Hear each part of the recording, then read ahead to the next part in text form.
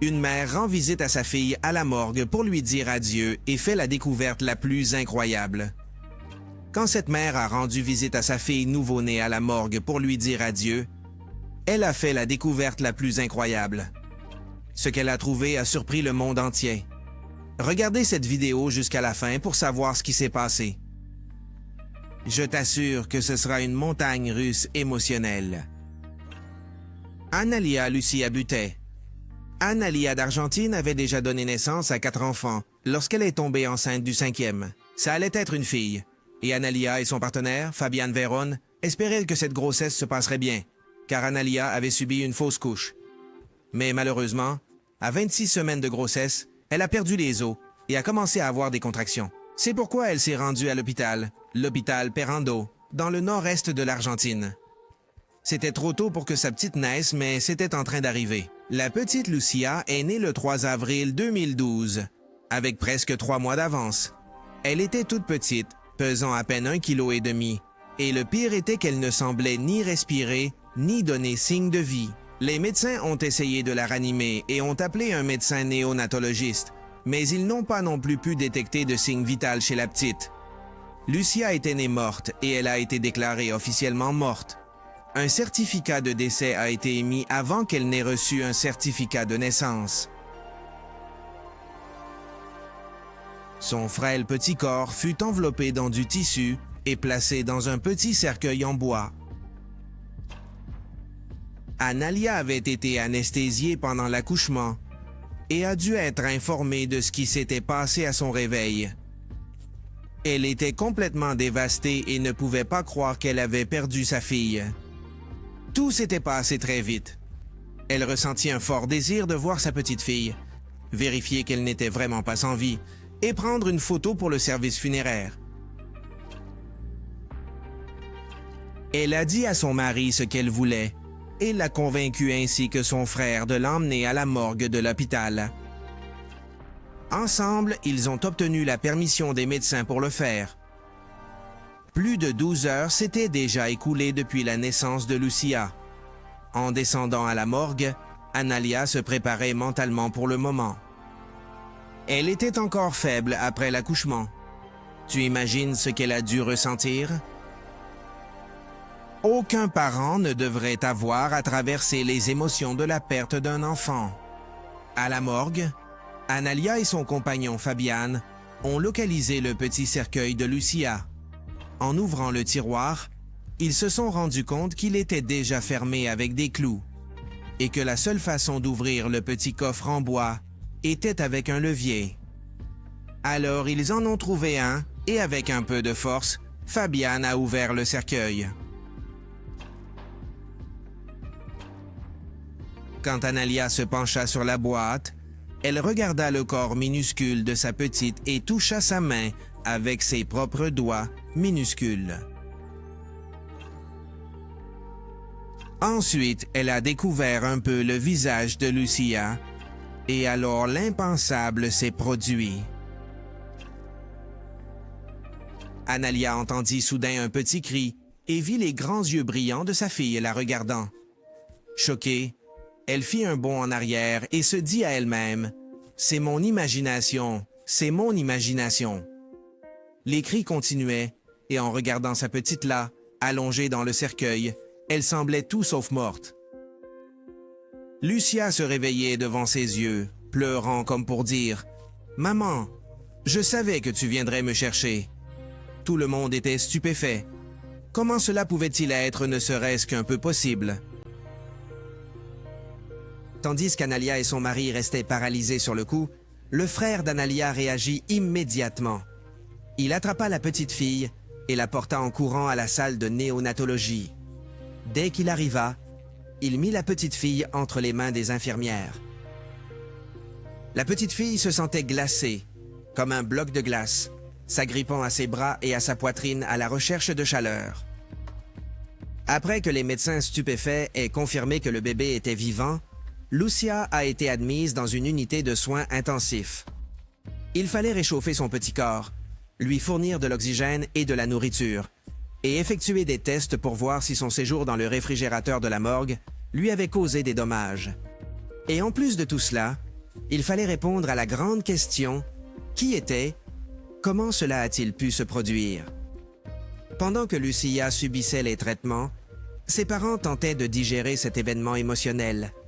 Ils pensaient avoir perdu leur fille, mais peu à peu, ils commencèrent à réaliser qu'elle n'était pas encore partie. Ce fut un miracle pour eux, et à ce moment-là, ils décidèrent de ne pas l'appeler Lucia, mais Luz Milagros. « Je ne peux pas expliquer ce qui s'est passé », a dit son père Fabian, « seulement que Dieu a fait un miracle. » Les médecins n'ont pas pu non plus expliquer ce qui s'était passé. Comment était-il possible que le bébé soit encore en vie et comment ne s'en était-il pas rendu compte? Une enquête a été lancée à l'hôpital pour déterminer si quelqu'un pouvait être tenu responsable de cette erreur terrible. Le personnel impliqué a des responsabilités et devra donc rendre des comptes, a déclaré Raphaël Sabatinelli, sous-secrétaire à la santé de la région du Chaco. Tous les travailleurs impliqués dans l'affaire ont été suspendus jusqu'à la fin de l'enquête. Entre-temps, Luz Milagros se stabilisait en soins intensifs et il a été rapidement décidé qu'elle serait transportée en avion vers un hôpital de Buenos Aires, où ils ont une salle spéciale de néonatologie, avec les équipements les plus modernes. Au bout de quelques jours, tout le monde a eu une nouvelle frayeur lorsque Luz a cessé de respirer. Son cœur s'était arrêté après avoir subi une hémorragie pulmonaire et elle a dû recevoir une réanimation cardiopulmonaire exhaustive. Cet épisode a causé des dommages irréparables à la capacité cérébrale de Luz et on a dit à ses parents que seulement 10% de son cerveau fonctionnait encore. Luz a passé les 10 semaines suivantes à l'hôpital de Buenos Aires, dépendant des machines pour la maintenir en vie. Cependant, chaque jour, elle devenait plus forte et peu à peu, elle prenait du poids. Elle a bientôt pu prendre le lait maternel de sa mère, ce qui est toujours un bon signe. Malheureusement, son père, Fabian, n'a pas pu supporter toute la pression et a laissé Analia et ses enfants seuls. Maintenant, Analia devait tout faire elle-même. La petite Luz était prête à ce qu'on lui enlève l'oxygène et à être transférée dans une unité spécialisée plus proche de chez elle. Finalement, après tant de mois de peur et d'émotion depuis sa naissance mouvementée, Luz était assez forte pour rentrer chez elle avec sa mère. Analia avait été avec sa fille à tout moment, et elle a senti qu'elle avait un véritable miracle dans ses bras lorsqu'elle a tenu Lumière Miracle et l'a ramenée à la maison. Cependant, elle n'était pas encore hors de danger, et au cours des 14 mois suivants, elle développerait plusieurs complications de santé. Elle semblait également avoir des problèmes de développement, et il était clair que le fait d'être née 3 mois avant terme, d'avoir passé 12 longues heures dans le froid et d'avoir subi un arrêt cardiaque n'avait pas laissé son petit corps indemne. Analia entoura sa petite Luz de tous les soins et l'amour qu'elle put, même si c'était difficile et qu'elle n'était pas riche, loin de là. Après quelques examens de suivi, Luz semblait souffrir de microcéphalie, où sa tête et aussi son cerveau ne se développèrent pas comme il le devrait, ce qui ne peut être traité que par une greffe de cellules souches. Un traitement très complexe et aussi très coûteux. Analia n'avait pas l'argent pour le faire, mais elle a pensé qu'elle pourrait peut-être emmener Luz en avion en Chine pour qu'elle reçoive le traitement là-bas. Elle a lancé une campagne de financement participatif sur Internet pour récolter des fonds, bien que les médecins de Luz lui aient dit qu'elle ne serait pas assez forte pour le voyage. Un couple de mois après son premier anniversaire, sa santé a commencé à se détériorer soudainement.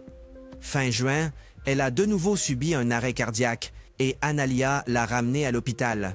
Luz a été connectée à un système de respiration artificielle, mais elle est restée dans un état critique pendant plusieurs heures et la réanimation cardiopulmonaire ne semblait plus fonctionner.